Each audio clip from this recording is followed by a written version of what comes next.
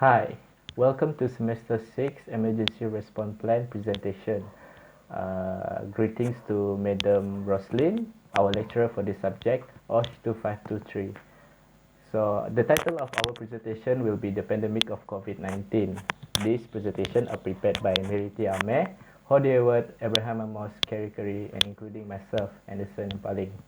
So, in this presentation, we'll be looking forward to the history of the pandemic, and some principle of emergency, some discussion, the elaboration of the COVID-19, and we'll be talking about some recommendation and the conclusion of the pandemic. Okay, this is background for COVID-19 pandemic. Okay, on 31 December 2019, health authorities in China report to the World Health Organization (WHO) a cluster of viral pneumonia cases of unknown cause in Wuhan, Hubei, and an investigation was launched in early January 2020. On 30 January, the WHO declared the outbreak a public health emergency of international concern, PHEIC. Okay. Next, cause of pandemic. First, transmission. COVID-19 spread primarily when people are in close contact and one person inhales same droplet produced by an infected person, symptomatic or not, causing sneezing, talking, or singing. People are most infectious when they show symptoms and remain infectious an estimate 7 to 12 days in moderate cases. In severe cases, sputum and saliva carry large amount of virus. Second, virology. SARS-CoV-2 is closely related to SARS-CoV and it thought to have a zoonotic origin. SARS-CoV-2 genetically clusters with the genus Beta coronavirus. Okay, next is impact of COVID-19. First, negative impact. The World Health Organization, WHO, and public health officials all around the world are calling upon all individuals to practice social distancing, be it avoiding large crowded area, mass gathering, or to have any close contact with at-risk individual to prevent the virus spread. Second, educational impact. The COVID-19 pandemic has affected educational system worldwide, leading to the near total closure of school, university, and college. Most governments around the world have temporarily closed educational institutions in an attempt to contain the spread of COVID-19. Third, re religious impact. COVID-19 pandemic has impacted religion in various ways, including the cancellation of the worship service of various faiths, the closure of Sunday school, as well as the cancellation of pilgrimage surrounding observance and festival. Next. Fourth is psychological impact. Suicide exacerbated by social isolation due to quarantine and social distancing guidelines, fears and unemployment and financial factor. Risk perception, having mind focus on the more immediate threat of the pandemic rather than the climate crisis or the prevention of other disasters. 5. Impact on domestic violence. Pandemic, financial insecurity, stress, and uncertainty have led to increased aggression at home. 6. Elderly care. Older persons living in long-term care facilities such as nursing home and rehabilitation center are particularly vulnerable to infection and adverse outcome from COVID-19. Older persons who live alone may face barriers to obtaining accurate information, food, medication, and other essential supplies during quarantine conditions, and community outreach is required. 7. Helpful impact. Interestingly, COVID-19 pandemic might have a potentially favorable impact on mental health due to the MCO enhanced movement restriction outside of the house. Families tend to stay at home. Family supervision of medication potentially become more available and regular. Okay, next. So what happened during pandemic is that hospital need to be prepared for a larger number of patients. Government need to stockpile antiviral drugs. Pharmaceutical companies, both branded and generic, need to churn out medication to meet this massive demand. Government advised the general public to stay at home if they're sick and to practice social distancing from other people. Many facilities were closed, such as school, ports, office, and restaurant. Panic buying. People everywhere will be stocking up on essential groceries and items, just in case they are not allowed to leave their homes or supply runs out in supermarket. The outbreak has increased the demand for medical products, especially face masks and test kits in an effort to avoid spreading and or catching the virus. Collective worldwidely, experts are steadily working on finding vaccine. So next is, so the management of suspect or confirmed COVID-19. A worker who is found to demonstrate body temperature measure more than 38 degrees Celsius or have respiratory system, shortness of breath, cough or sore throat are to be sent for immediate medical treatment and shall not allowed to enter work premise or attend work in the operation.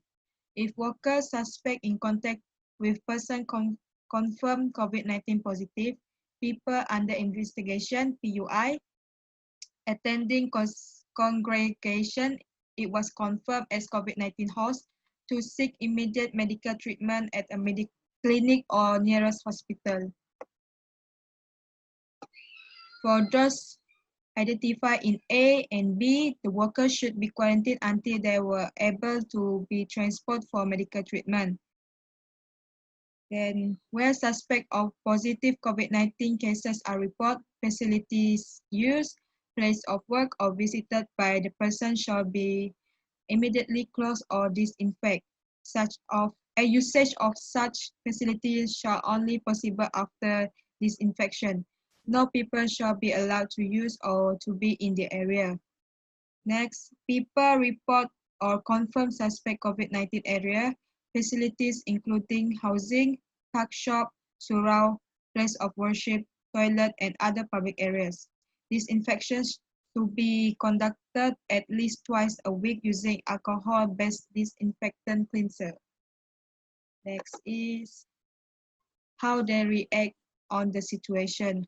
The coronavirus disease COVID-19 outbreak was an enormous shock for government, administrative agency, business, and ordinary people, as well as the immediate threat to public health. The pandemic is producing substantial economic and social stress as societies introduce measures to restrict the spread of the virus. Cognition, perceptions of risk and uncertainty related to the pandemic, psychological assumption in public policy for pandemic management, then behavior.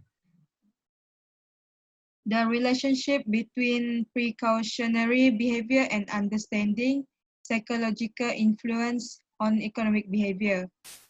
Third, emotion, risk perceptions, stress, coping, and well-being, and public trust. Emotion evoked by factors such as endangerment of health, isolation, job security, other economic consequences. Next are who are responsibilities and contribute on the response. The emergency response team at University Putra, UMP, ERT, UMP COVID-19 has played a crucial role in ensuring UPM continuity of service and preparedness in handling the issue quickly and effectively. The team is led by the Incident Commander, UPM Vice Chancellor, Prof. Datin Paduka Setia Datuk Dr. Aini Idris. This meeting coordinates daily information, make decisions on issues requiring immediate attention, and plans the university initiative in ensuring the implementation and management of COVID-19 crisis is done effectively, quickly, and efficiently. This collaboration includes the University Healthcare, University Security Division, Student Affairs Division, and Corporate Strategy and Communication Office, Occupational Safety and Health Management Office, PKKP, UPM. The activities in the operation room are led by Director of Occupational Safety and Health Management Office, Prof. Dr. Muhammad Rafi Baharuddin. Okay, next.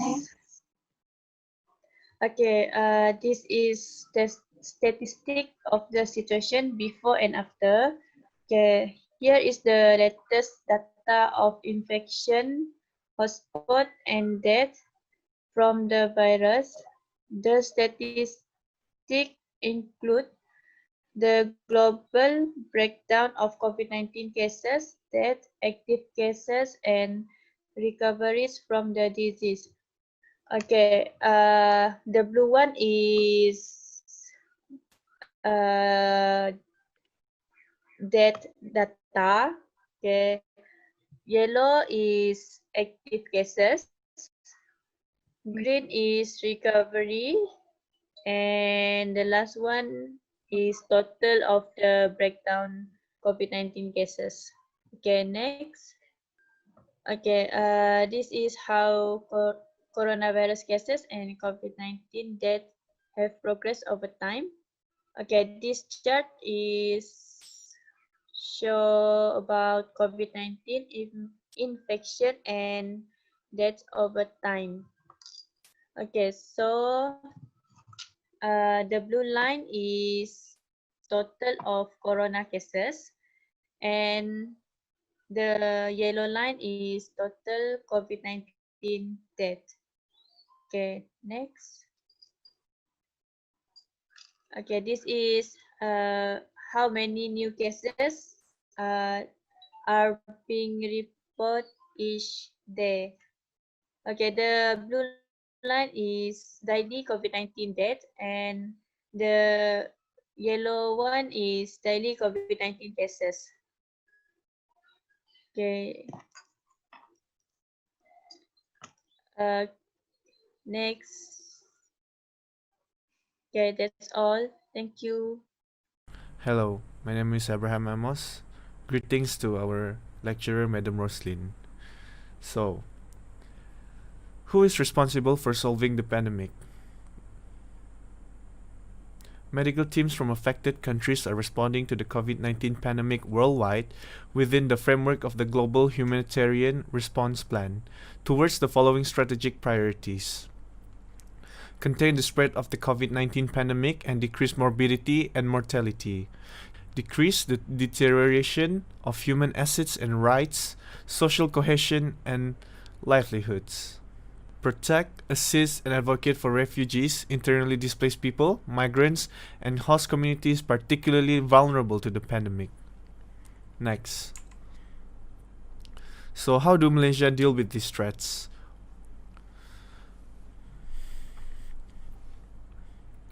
The medical response to the outbreak is overseen by Director General of Health, Noor Hisham Abdullah, under the Health Ministry of two successive governments.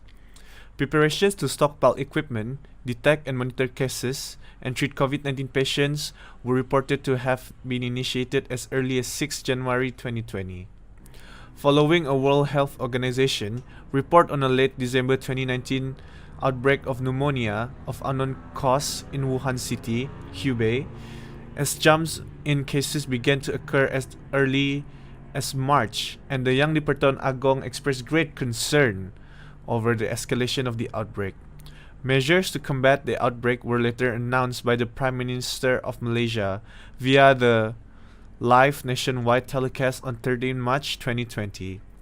By 16 March, a nationwide movement control order, or also known as MCO, intended to mitigate the spread of COVID-19 through social distancing, was announced to last between 18 and 31st March. The Attorney General and Chambers also published a federal gazette in 18 March 2020 that restricts individuals from traveling to other states that have been declared as coronavirus-affected areas. On 25th March, the MCO was extended by an addition of 2 weeks until 14th of April. As the rate of new cases per day remained consistently high, the MCO announced to be extended until 28th April on 10th April, and extended again to 12th May on 23rd April. A gradual easing of restrictions under a Conditional Movement Control Order, also known as CMCO, which also allows most business to open on 4th May under strict standards of practice, was announced on 1st May and is in effect until 9th June. Foreigners have accounted for most new cases in the country. How do they control the pandemic? By health screening and monitoring. Mandatory health screening is a must. All workers and staff are subject to daily health screening prior to starting work or entering premises. Anyone identified as having a temperature of more than 38 degrees Celsius will not be allowed to work. Second, health screening. Staff or clinic personnel who are doing health screening and monitoring or interview shall wear proper PPE such as face mask and surgical glove. They must maintain a 1 meter distance from the subject, hand washing using soap or sanitizer before and after conducting the health screening. Lastly, record keeping. Records of worker screening must be kept and maintained for record keeping purposes. Access to this data shall be kept confidential and provided to certain staff only on a need-to-know basis. Greetings to Madam Roslyn as the lecturer of Emergency Response Plan, DOSH 2523. I am Kerry. I'm currently studying in University of Sarjaya and a diploma student of Occupational Safety and Health. So today's presentation is regarding a discussion about the principle of emergency. So going to the next slide. Here we have mitigation. So mitigation is the most coefficient method for reducing the impact of hazards. A precursor activity to mitigation is the identification of risk. Physical risk assessment refers to the process of identifying and evaluating hazards. The higher the risk, the more urgent the need is to target hazard-specific vulnerabilities through mitigation efforts. Example of mitigation includes mitigation strategies and plans that have been developed to ensure continuity of operations in areas such as utilities, communications, food, water, medication, staffing, and medical supplies. So here are the examples of mitigation. You have the hazard identification, risk analysis, evaluation, research, and education. So within this mitigation, there is a mitigation phase. It is a continuous ongoing and the endeavor, sorry, to avert or reduce the impact that a hazardous material incident will have on people, property, and the environment. And there are also other forms of mitigation, which is an access and provide a solution to the problem, areas identified by a safety audit of the buildings and grounds, or by reviewing the workplace data on dangerous incidents. So during the mitigation phase, we can conduct an annual hazard mitigation risk assessment that identifies those hazards and what is the cause of the pandemic we judge to be most critical and need our efforts to focus on in the upcoming year. So by concentrating our efforts in these areas, we might be able to reduce the risk to the COVID-19 pandemic towards the citizen and also for future use as well.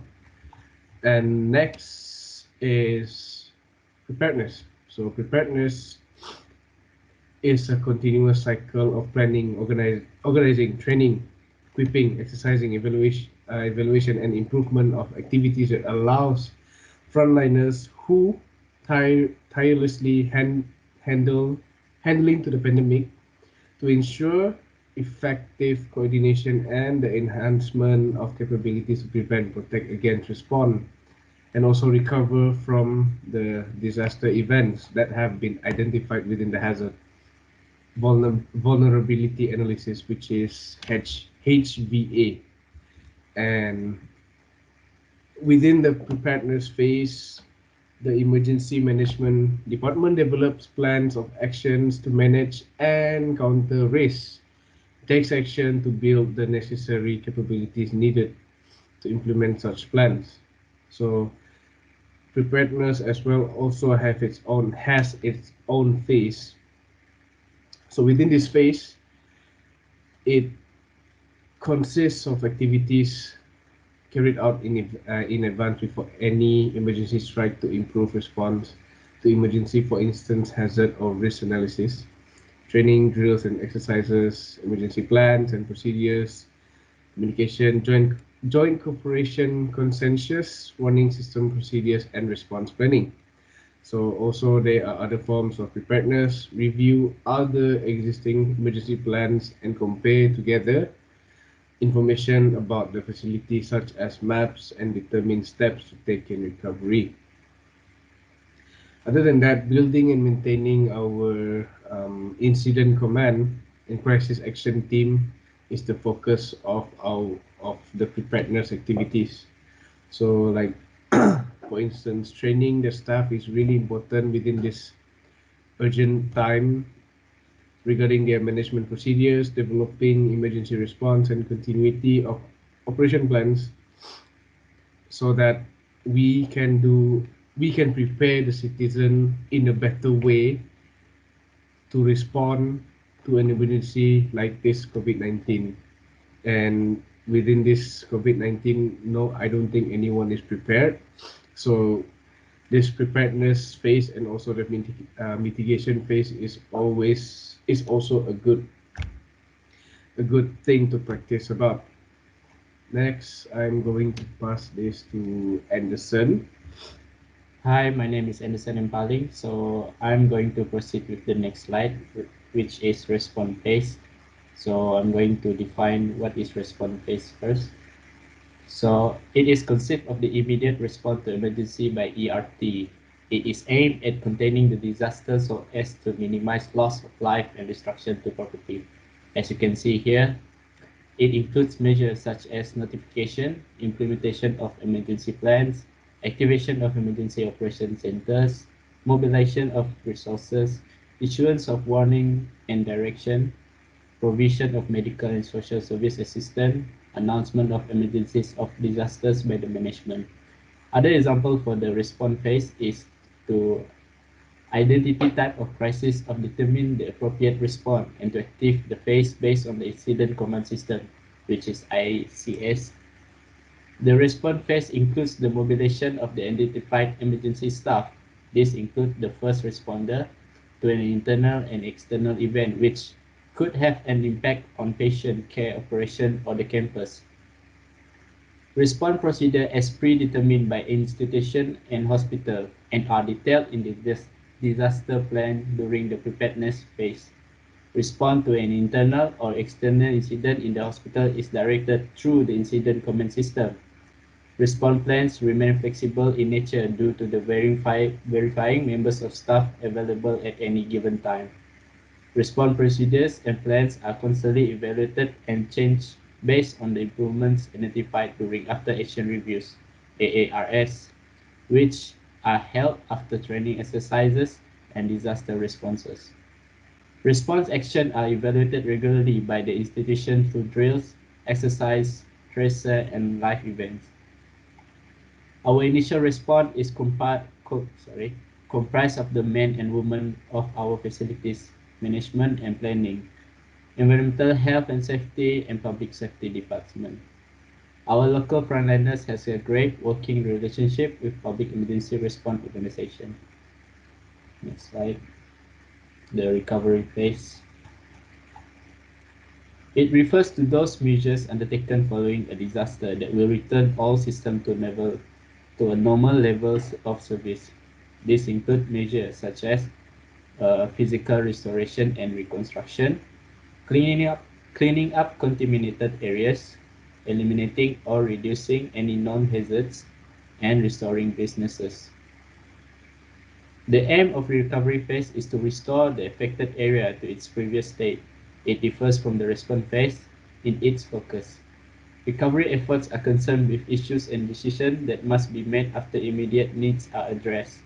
Recovery efforts are primarily concerned with action that involve rebuilding destroyed property, re-employment, the repair of other essential infrastructure, as well as the reopening of essential service in the hospital. Recovery operations are an extremely important phase in the emergency management sequence and yet one that is often overlooked. The incident command system team is responsible for the implementation of recovery phase. The objective of the recovery phase is to get the pandemic situation back to normal, as in the way that things were before the emergency, as soon as possible. Time and time again, whether it's snowstorms, flood or fires, the incident command and response teams have met this objective. Working with the emergency management and government, we feel confident that if additional resources are needed to address large-scale and emergencies of disaster, that assistance will be on the way quickly. So for recommendation and conclusion, I will pass to Kerry. So we're going to the end of the slide, which is recommendation and conclusion.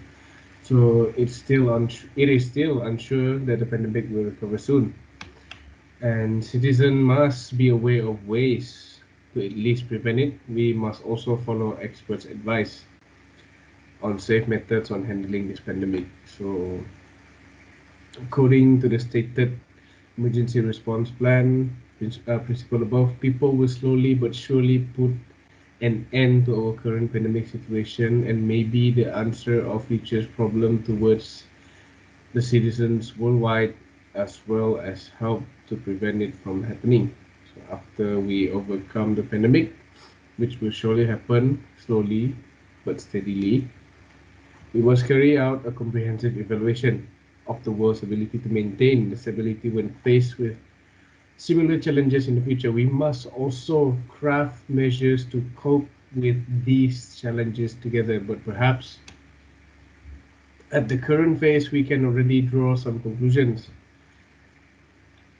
People in this current situation should focus more on the new norms of life. New norms meaning things that we normally do, like having uh, going out for visiting every season, every festival season in Malaysia. So by canceling those visitations, that is called a new norm in life.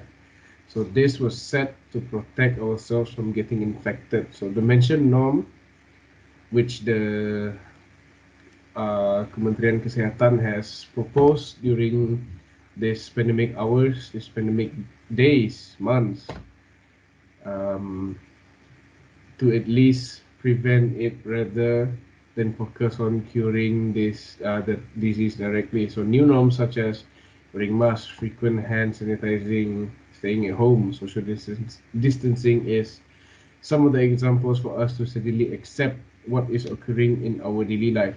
And eventually the pandemic will end for sure. So stay safe. And thank you, Madam Roslyn. Regards from me and Anderson as well.